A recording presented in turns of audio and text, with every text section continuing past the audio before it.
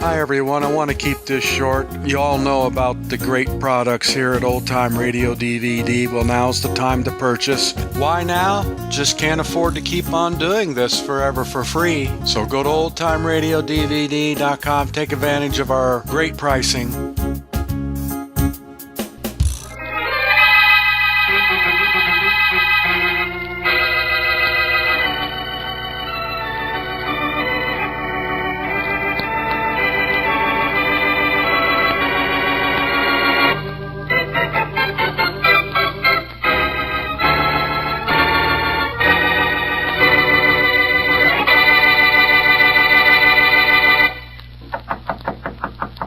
Come in. Oh, come right in, Mr. Adams. How are you this morning, Mr. Parker? Fine, just fine. I don't have to guess what you're here about, do I? No, I don't suppose you do. Well, Mr. Parker, all you have to do to renew the fire insurance on your building is just sign this form. Here you are. Mr. Adams, all I have to do is sign that form if I were going to renew the policies. Oh, now come, Mr. Parker. You're not going to switch to another company, are you? No, I'm not switching to another company. I've just decided not to carry any more fire insurance on my building. Oh, now I know you're kidding. That building of yours is much too valuable not to be heavily insured. And the machinery in it, Mr. Parker, you'd lose a fortune if anything ever happened to that. I've had that building and machinery covered for 3 years, and nothing has happened to it so far. Well, perhaps not, but a fire could break out at any time, today, tomorrow, next week. Just think what a tragedy that would be. Your policy lapses at noon today. You can't be serious about not renewing. I am serious, Mr. Adams. I'm sorry, but that's my decision. Well, all right, Mr. Parker, it's your decision and it's your building. But if it burns down any time after 12 o'clock noon today, it's also your loss. And now meet Dick Calmer as Boston Blackie. Enemy to those who make him an enemy, friend to those who have no friend.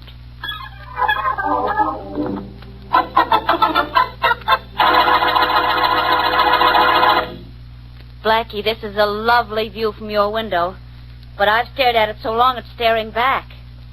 How soon can we go out and eat? In just a little while, Mary. I have to finish this letter to Shorty. Long letter to the short one. That's mixed up, isn't it? Kinda. Hurry up, will you? I'll stare at the view some more. Go see who that is, will you, Mary? Sure. Probably somebody from the lovely view to complain about me staring at it. Might be someone from down in the street who thought you were a lovely view. Well, you say the nicest things to me. When you're so busy you don't know what you're saying. Yes? This Boston Blackie's apartment. It is, and that's Blackie right over there at his desk. Oh, yes, of course.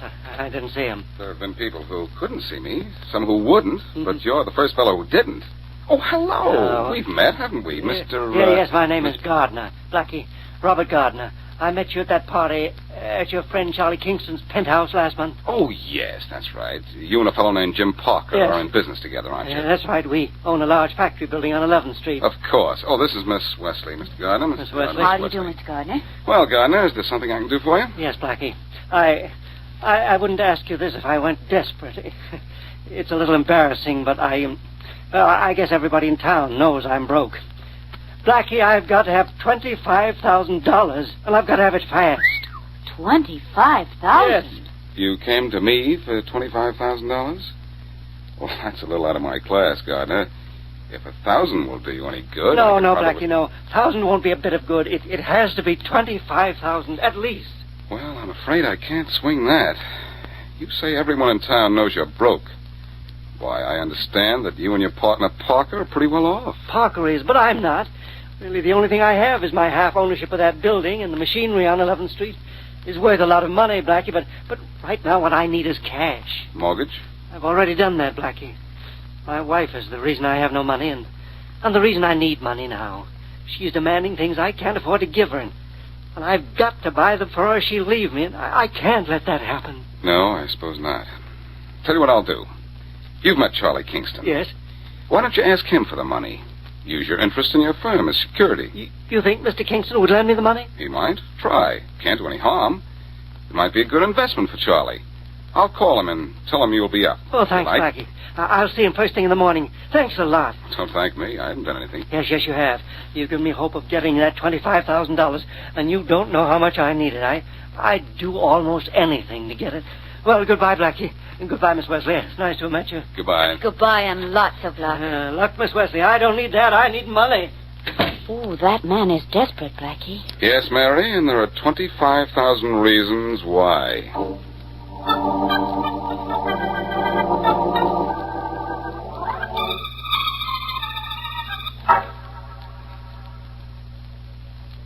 What, Robert? What did you say? I said you could have that new coat you wanted, Harriet. Oh, now, Robert, please don't make such stupid statements. No, it's true. Where would you get the money? Well, I'm going to get it. I saw Boston Blackie a little while ago. And he's going to give it to you? Well, never mind about that. The money's as good as in my pocket right now. The money for the coat and a whole lot more. Oh, why, darling, how sweet of you. I'll go down and pick out the coat this very afternoon. Good. Now, you're sure you're not joking about having the money? This time tomorrow, sweetheart, I'll be rich. See you for dinner? You know you will. Now, goodbye, darling. Bye, Harriet. Guess who that was and what he wanted, Jim. I don't have to guess, darling. I know. It was your ever-loving husband, and he was bribing you to stay with him. Well, what a lovely one-handed conversation it was, too. One-handed, Jim? I don't understand. You were holding the telephone receiver with one hand, and the other was busy holding my hand. You're my husband's partner, aren't you? That's my part in the partnership. You love me, don't you? Uh-huh. Enough to be Mrs. Jim Parker one of these days? Could be. I haven't quite decided to leave Robert yet, especially now. Harriet, you will leave him one of these days and come to me. I have more money right now than your dear husband has ever seen. I know. Your money's one of the reasons I... Oh, that may be Robert. He may have been phoning from across the street. You'd better get out of here. All right. Out the back way quickly. All right. Oh, but listen, Harriet. If I give you a reason to leave Robert, will you do it? Oh, stop worrying about it, Jim, and get out of here. All right. Bye, darling. Goodbye. Coming. Oh, Mrs. Robert Gardner? yes. I'm Boston Blackie. Oh, my. How thrilling. It might be at that, Mrs. Gardner. May I come in? I should say. Maybe you should, but not like that. You're here to see my husband? No, Mrs. Gardner, I'm here to see you. Your husband came to me this morning trying to borrow $25,000. Fine. I could use $25,000. It should buy a lot of things, don't you think? I can tell you right now what it's going to buy, Mrs. Gardner. Trouble. And a few furs and jewels, perhaps? Having them might be worth a little trouble. Mrs. Gardner, I know it's no business of mine to come here like this, but my friend Mary Wesley suggested... Never that mind perhaps what if your friend Mary suggested, Blackie. Let me make a little suggestion. Let me run my own life. I'd let you run your life, Mrs. Gardner, except that I'm sure you'll ruin your husband's.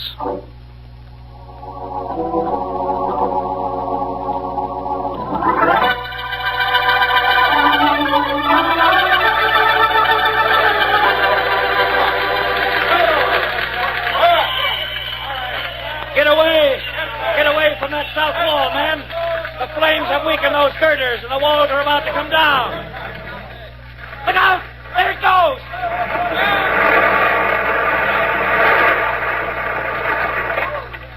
Oh, that was close. All the men out of the building okay? Yeah, okay. Number 5 and 6 trucks, turn your hose on the side of the building where the wall fell. We don't want that fire to spread to the next building. Hello, Chief. How's everything? Oh, Shoe Inspector Faraday. Well, we've been fighting the fire since 8:45, but we'll have it out in no time. It's under control now. You've got work to do on this one, Inspector. Yeah? Why? Well, this fire didn't start by itself, Faraday. It was set. Arson? That's what they call it, and I think it's slightly illegal. Hey, what's this? Hey, you in the car! Keep moving. No parking here. But I'm part owner of this building. Oh, that's different. I understand your partner's around somewhere. Hey, what happened? How did it start? Can't you say anything? Take it easy, fella. Take it easy. What's your name? Gardner, Robert Gardner. Robert! Yeah, Robert! They finally got in touch with you. Jim, this is terrible. Oh, you don't know how terrible. Hey, who's this guy? Parker, Jim Parker, my partner. He's the other half owner of this building. Well, from here, it looks like all you guys own is a pile of ashes. Well, it's not as bad as it seems, Inspector. The building and everything in it is insured. Well, that's good. No, that's bad. It was insured, Robert. Jim! Like a fool, I let the policy lapse at noon today.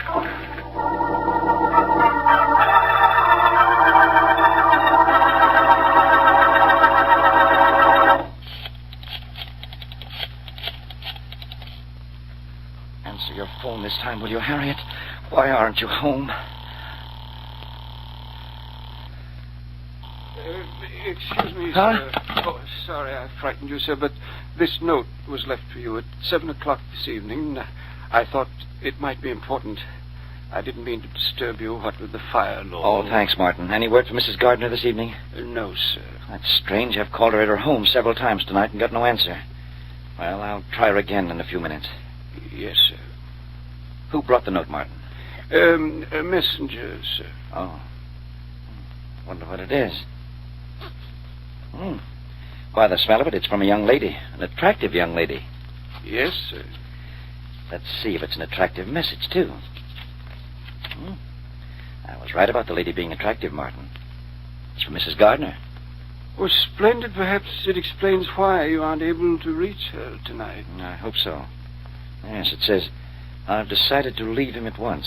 We'll meet you at your office at 8:30 tonight. Oh, Mr. Parker, sir, you're so pale. What's the matter? what's the matter, Martin? It's Mrs. Gardner. If she was to meet me at my office at 8:30, she was caught in a fire. She's dead.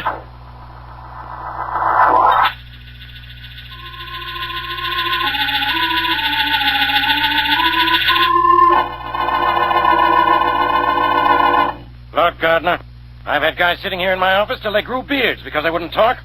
So you better start talking. But I tell you, Inspector Faraday, I didn't set fire to my building. Oh, you didn't, huh? No. You're not getting anywhere with him this way, Faraday. Quiet, Blackie.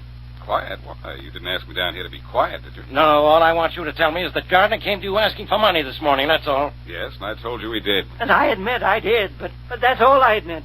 I didn't set fire to my building. Why should I? Why should you? I'll Yes. tell you why. You needed money. But the building wasn't insured. I got no money from it. I know. But you didn't know the building wasn't insured. You didn't know it till after the fire. Do you deny that? Oh, no, I don't deny that. You'd better not. Because I was right there when you heard the news. And you admitted then it was the first you'd heard of it. You said you were ruined. And you also said this would be the end of you and your wife. Just what was the meaning of that crack, anyhow? About my wife. Yeah. Ask my partner, Jim Parker, about that. He'll tell you. What does he know about it? He knows my wife was ready to leave me. In fact, I think she was going to leave me for him. The reason I went to Blackie was because I wanted money for her. Oh, is that so? Yes. Well, you know what you're doing, don't you? You're admitting you burned down your building to get money for your wife. Blackie, make him believe I didn't set fire to that building. I'd like to do that, Gardner, but... But you can't. Nobody can. Because he did set fire to that building. He needed money. He admits that. He thought the building was insured. He admits that. He set fire to that building. Faraday, he doesn't admit that. No, and I'm not going to. Well, I'll tell you something. You are going to. You're going to jail. No, I didn't. Blackie, can't you help me? I don't know, Gardner. I'll try. But whoever did set that fire certainly made it hot for you.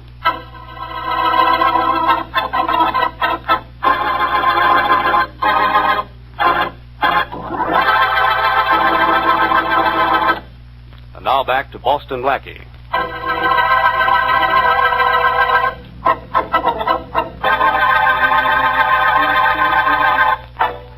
When Boston Blackie was unable to lend Robert Gardner $25,000, he knew that Gardner would do something desperate to get the money. But he didn't think he'd go so far as to set fire to a building for the insurance money. What Blackie didn't know, though, was that Jim Parker, Gardner's partner, had allowed the insurance to lapse and had himself set fire to the building in a plan to ruin Gardner and take Gardner's wife away from him. Gardner's wife, also unaware of Parker's plan, was to meet Parker in the building. And now Parker thinks she died in the flames. Nothing has been said about a body being found in the building, however, and with Robert Gardner in jail for arson, Blackie goes to see Jim Parker.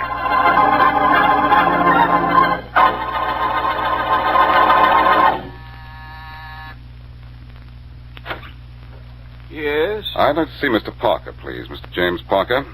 I'm sorry, sir. He's not in. You expect him in soon? Yes, sir.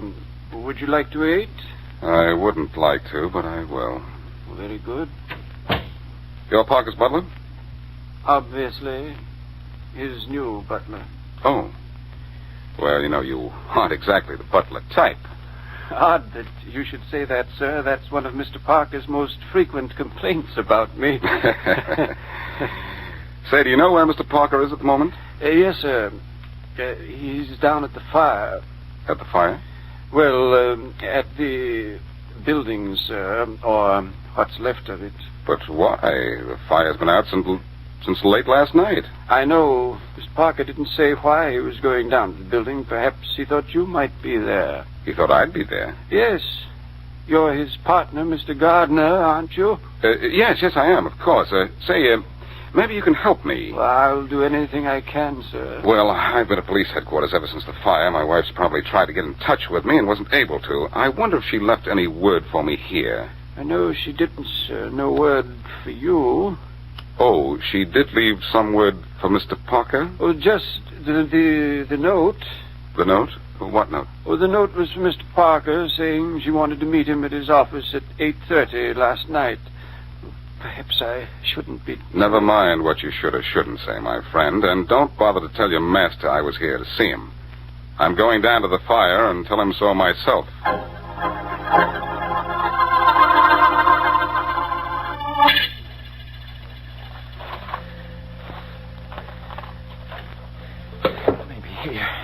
Maybe it has to be here. Oh, not here. Looking for something, Parker? Huh? Who are you? What do you want? I'm Boston Blackie, and I want to talk to you. I don't have time to talk right now. Why not? You seem to have time to nose around this pile of burned-up junk. This is my building. This is still my property. I can do what I want here. Well, maybe I can help you. Looking for anything in particular? No.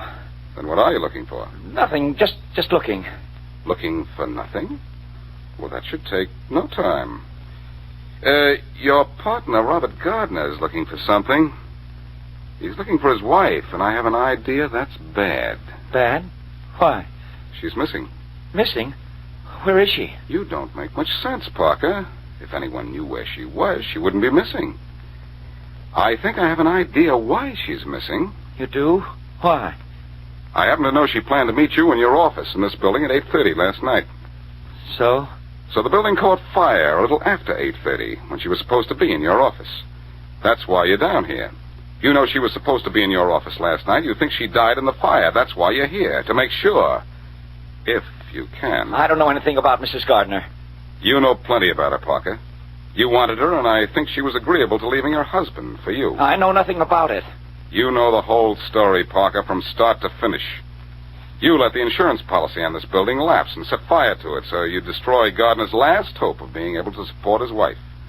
You knew Gardner's wife would leave him as soon as she saw he was flat broke. You're in a spot, Parker. I am? Why? I'll tell you why. Like a lot of women, maybe Mrs. Gardner was late for her 8:30 appointment with you last night. She was? Maybe. Maybe she got down here just in time to see the building go up in flames and you run out of the place. And maybe she got the very unpleasant thought that you were trying to murder her. She might not like that, Parker. I'd certainly hate to be in your shoes if Mrs. Gardner is alive.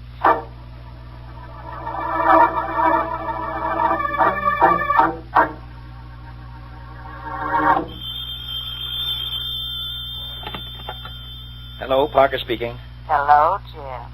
Hello. Who's this? Don't you know me? Don't you know me, darling? No. Who is this? Well, maybe seeing what you tried to do to me has changed my voice a little, darling. Is this Harriet? Oh, you do remember me? Yes. Yes, this is Harriet. Harriet Gardner. This is Harriet? What's the matter with your voice? It's my throat. It's raw from all the smoke that got into it during that fire. Oh, I see. Harriet, are you all right? Oh, yes, I'm all right. But you aren't. What do you mean? I mean, I saw what you tried to do to me. And I'm going to get you for it. Good night, darling. Harriet, listen to me. Listen to me.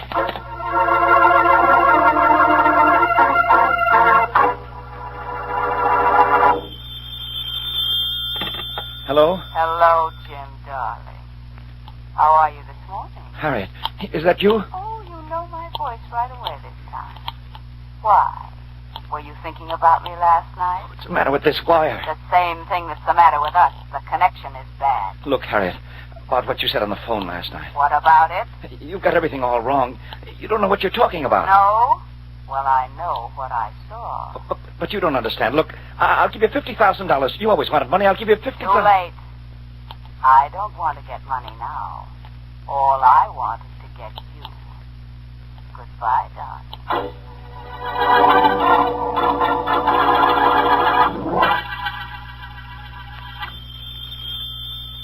I'll get it, Martin. Yes, Mr. Parker. Very good.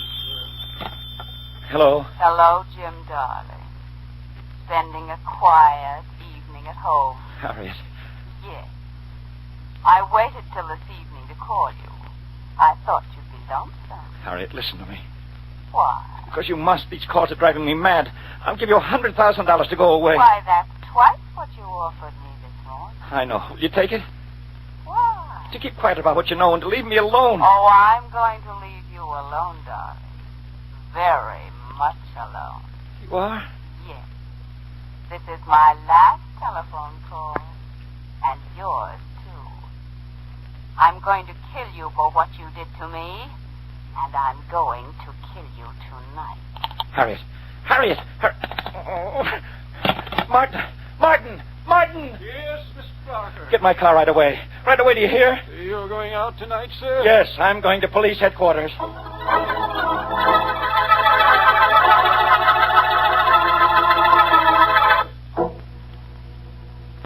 Now, go through the whole thing slowly this time, Parker, so the police stenographer can take it all down. All right, Inspector Faraday. Okay, go ahead. Yes, sir. I set fire to my building. I canceled the fire insurance policy. Canceled it or let it lapse? Let it lapse. Why? It was Robert Gardner's only means of income. I wanted to destroy the building and therefore wipe him out. Why? So that his wife would leave him. I was in love with her and wanted her, but she wouldn't leave him as long as he could support her. Then you set fire to the building yourself, and Gardner had nothing to do with it. Nothing at all. I did it all myself. It was my idea, and I did it all myself. Now protect me, will you? You have your confession. Protect me. Protect you, Parker? From what? From whom? From Mrs. Gardner. She planned to meet me in the building the night of the fire. She saw me set fire to it. She thought I planned to kill her, so she's going to kill me. I don't think she'll kill you, Parker. But she will. She said so herself. She did. When? Just an hour ago on the telephone. She's threatened me 3 times since the fire. I wonder where she was calling from. She's dead. What? She died in the fire. No. That can't be. It not only can be, Parker, it is. She kept that 8:30 appointment with you and was caught in your office when the building went up in flames. We found her body in the ruins about an hour after we got the fire out. But if she's dead, who called me up today and again this evening? Who? I'll show you who. What did you push that buzzer for? Relax. Nothing's going to harm you, Parker. Nothing but the law. You buzz for us, Faraday? Yeah, Blackie, come on in. You too, Miss Wesley. Thanks, Inspector Faraday. Case over? Yes, Miss Wesley. For everybody but Parker here. With Mrs. Gardner dead, he wants to know who called him up and threatened him. Why, I did. Don't you recognize my voice, darling? It was you? You catch on fast, Parker. But why? Why wasn't I told that Harriet was dead? I've been frantic since the fire. Frantic. But not frantic enough, Parker. Not frantic enough to talk until you thought you yourself were in danger. Yeah, and then you talked, but plenty. Hey, Rollins! Rollins! Rollins, get this guy out of here. Lock him up. Okay, Inspector. All right, but you don't have to push me. You don't have to. Well, I solved another one, eh, Blackie? You solved another one? Yeah. Whose idea was it that Robert Gardner was innocent? Okay, it was yours. But I was ready to let him go. In fact, I'm going to let him go now. Sure, after a trick of mine forced Parker to confess. And whose idea was it not to reveal that we'd found the body in the fire so that the killer would go crazy wondering whether or not Mrs. Gardner was dead? All right, that was your idea, too. But I agreed it would work, didn't I? Yes, I'll give you credit for that much. But whose idea was it Hey, that we... just a minute, you two. While you're passing out compliments, don't forget me. It was my voice that fooled Mr. Parker. I'd like to hear either one of you impersonate a woman, dead or alive. So how about a little bit of credit for me? Oh, I'll give you lots of credit, Miss Wesley. Yes, Faraday, give Mary the credit. But see that you give Parker the works.